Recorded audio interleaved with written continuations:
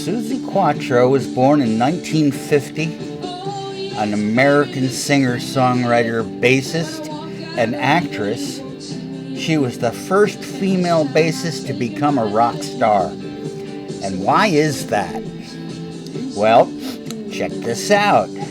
She was born and raised in Detroit when the auto industry was at its peak. Her father's surname, Quatrucci,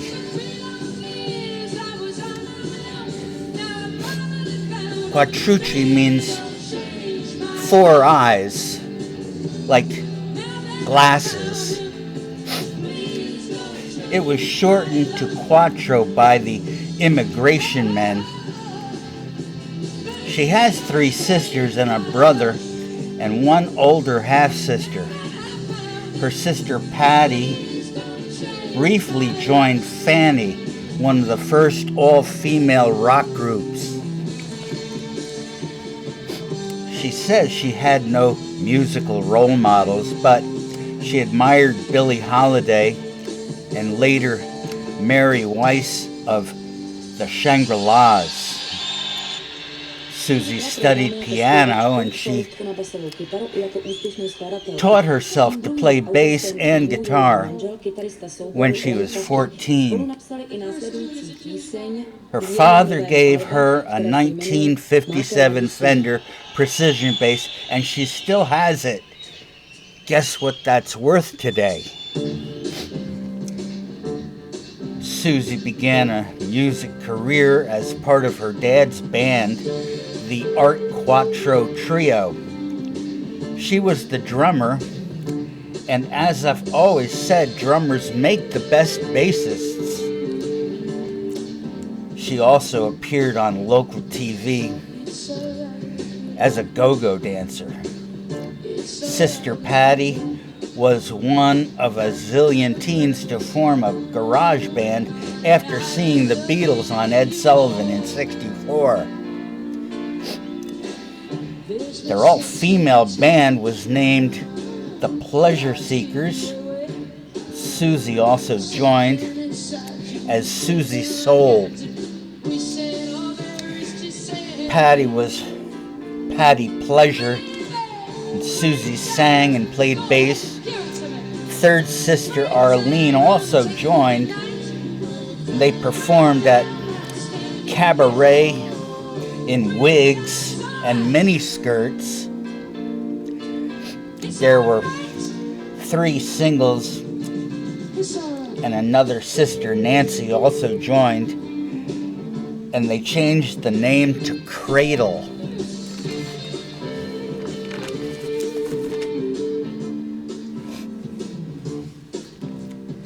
Cradle didn't rock, and Suzi wanted more.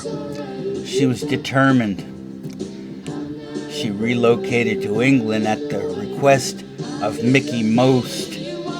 Most was trying to find the next Janis Joplin. And Suzi's first single for Most was coincidentally called Rolling Stone, and it charted, but only in Portugal. This was a solo effort, and she was aided in the studio by Peter Frampton and Alan White.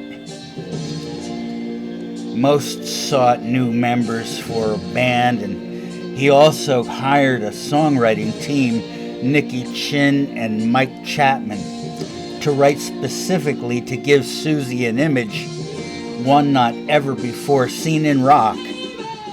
The glam scene was emerging, but Suzi would not allow herself to be made into a fashionable songstress. She wore leather, sang hard rock, played her bass, and was tough. She was an American. That's it. She and her new band, all men, by the way, toured with Slade and Thin Lizzy. There was another single in '73, Can the Can, and it went to #1 in parts of Europe and in Australia. In '48, Crash, Daytona Demon, and Devilgate Drive followed. They each went gold, but not in the US. Even after a tour with Alice Cooper, her US hits were If You Can't Give Me Love in 78, a mellower vocal approach. Next came Stumbling In. It went to number 4 in the US. There were more hit singles in the UK, but not in the US.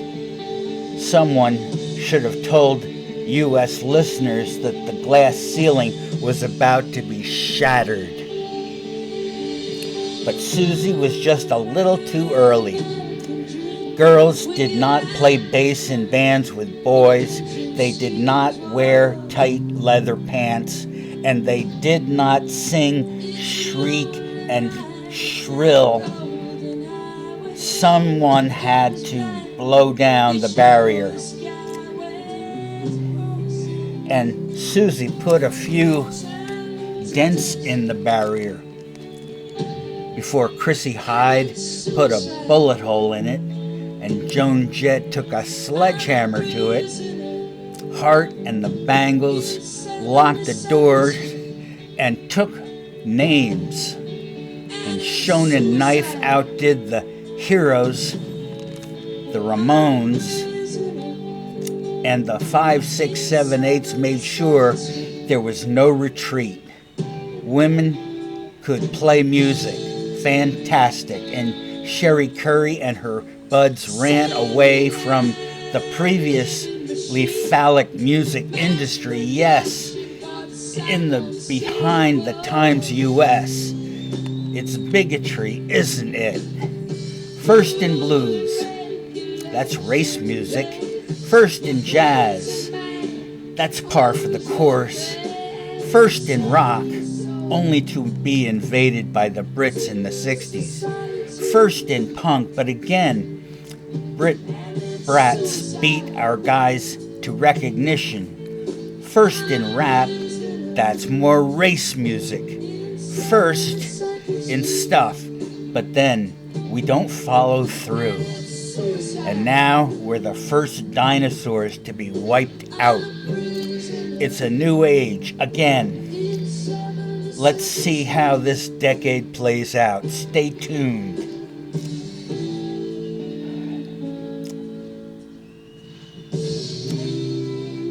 The first Suzi Quatro album is absolutely stunning. 48 Crash, Glycerin Queen, Shine My Machine, Suburban Superman, I Wanna Be Your Man, that's a cover. No, she didn't change the lyrics. Primitive Love, Can the Can, All Shook Up, Shaking All Over, Hit the Road, Jack. What a great album, top to bottom. 2, Quatro. The Wild One, Keep a Knockin', Too Big. 3, Your Mama Won't Like Me, in 75. And then Agoraphobia in 76. Groups bigger and better. 5, If You Know Suzi in 78. 6, Suzi and Other 4-letter Words in 79. 7, Rock Hard in 80. 8, Main Attraction in 82. 9, Annie Get Your Gun in 86. That was a cast album from that movie. 10, Oh Suzi Q in 90. She is the original Suzi Q. 11, What Goes Around in 95. 12, Unleash Emotion in 98. 13, Free the Butterfly in 99. She also had 18 compilation albums, 1 live album, 52 singles, 5 number ones, but not in the US. I want to make a comment about not that bass she's using right now, but she has on stage used a Les Paul studio bass from the early 60s, and I just think that's pretty cool because I have one of those and I used it in my bands, so I'm always looking out for someone who has one of those. Mine's pretty beat up. I don't know if I could get a lot for it. It's 1969 with the soap dish pickups. Yeah. And by the way, also she played bass with a pick. Right? Let me make sure about that. Excuse me, I made a complete mistake. What I meant to say is she played bass without a pick. Carol Kay said bass players had to use a pick. And Carol Kay should know. But Suzi Quatro, I don't see a pick. Do you, Carol? So what else do I have on Suzi Quatro? I just don't think she gets the credit she deserves. I'm not going to mention the Happy Days appearance. I got the wrong impression about Suzi from watching that back when it was on prime time. I don't know why, I just got this idea that Suzi Quatro wasn't really much of a talent. I was so wrong. I love this woman. I love her talent. I love her voice. I don't love all of her albums because she was handled incorrectly. They kept trying to make her into something she wasn't instead of just letting her do what she wanted to do, which was this, which was so important to music. Joan Jett told us about this. Some of us listened. I should have listened earlier, that's all I'm saying. Suzi Quatro is one of the best of all time.